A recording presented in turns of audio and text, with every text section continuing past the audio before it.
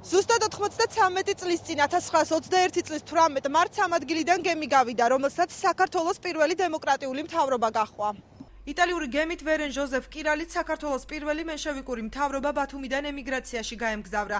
ნოე ჟორდანია მომხრეებთან ერთად რამდენიმე დღის განმავლობაში ბათუმში მიხეილ ნაკაშიძის სახლში აფარებდა თავს.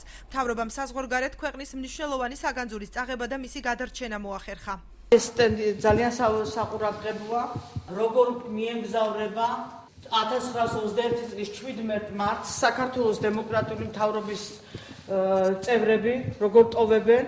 სიმდიდრე სხვათა შორის ძალიან ბევრ ყუთებში იყო ეს ჩაწყობილი, ეს საქართველოს სხვადასხვა კუთხიდან ჩამოტანილი ისინი, რა ქვია, სიმდიდრე, რაც უნდა წაეღოთ. დემოკრატიული მთავრობის წევრები, ნოე ხომერიკი, ნოე ჟორდანი, ყველა აბსოლუტურად წავიდა აქედან. და მათ რაც ყველაზე მთავარია ჩვენთვის ექვთიმე თაყაიშვილი, როგორც განძის მცველი ისე ახლდა. ისტორიკოს ნუგზარ მგელაძის თქმით, მთავრობის გაქცევამ ქვეყნის ეკონომიკაზე, სოციალურ ყოფაზე, საშინაო და საგარეო პოლიტიკაზე უარყოფითი გავლენა მოახდინა. მთავრობის გაქცევას წინ უძღოდა საბჭოთა რუსეთის მიერ საქართველოს ოკუპაცია. 1921 წელს წითელმა არმიამ საქართველოს რამდენიმე მიმართულებიდან შეუტია.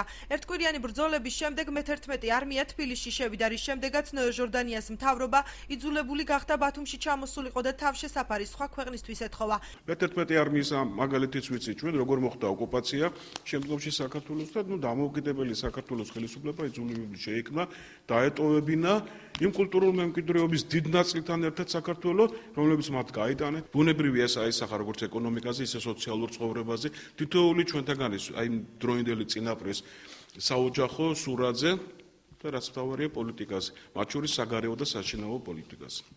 ისტორიკოს ემზარ კახიძის თქმით, საქართველოს ყველა ხელისუფლება პარტიულ ინტერესებს უფრო მაღლა აყენებდა ვიდრე ეროვნულს. მისი განმარტებით, ნოე ჟორდანიას მთავრობას სამწლიანი დამოუკიდებლობის პერიოდში ქვეყნის უსაფრთხოებისთვის არაფერი გაუკეთებია, რამაც საბოლოოდ ქვეყანას დამოუკიდებლობა დააკარგვინა.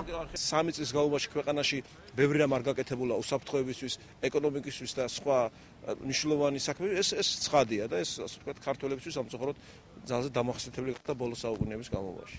მთავარი შეცდომა რაც იყო ნოე ჟორდანის დროს, რაც იყო ნაციონალური მოძრაობის დროსაც და შევარდნაძის პერიოდშიც, ასლანაბაშიძის პერიოდშიც, ყოველ დროს ეს იყო პარტიულობა, პარტიული ინტერესების უფრო მაღლა დაყენება ვიდრე ეროვნულის. საქართველოს პირველი დემოკრატიული რესპუბლიკის დამხობიდან 93 წელი გავიდა. ნოე ჟორდანიას მთავრობის გაქცევის შემდეგ ქვეყანაში 4 მმართველობა შეიცვალა.